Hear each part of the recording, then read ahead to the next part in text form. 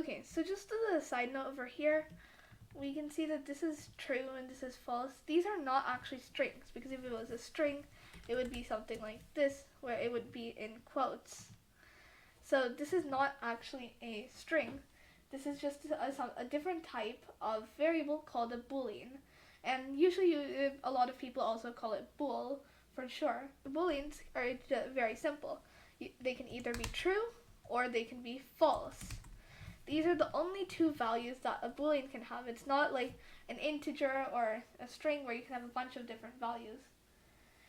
So just one thing to note is that in Booleans, you always have the first letter capitalized in Python, because if you notice, if I type true, then idle is not going to highlight it for me. However, if I change this to true with the capital T, idle knows that this is the word true, and it's going to highlight it.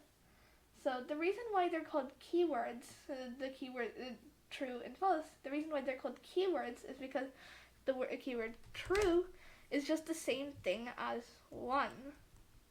They're the same thing. See, if I say true is equal to 1, then it says true, because true is basically just the same thing as 1. And then you have false, and if you do false is equal to 0, then we get true, because false is just representing 0. So we can normally, when we were saying earlier, if the condition is true, or if this is true, then we're going to just do whatever.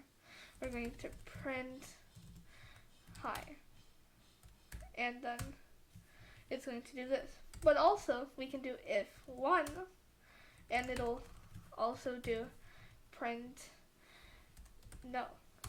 And if we see this, then it does this. So we can see that this does work. So also with false, it's the same thing. So if I do if 0, then print hi, this doesn't happen because 0 is just false.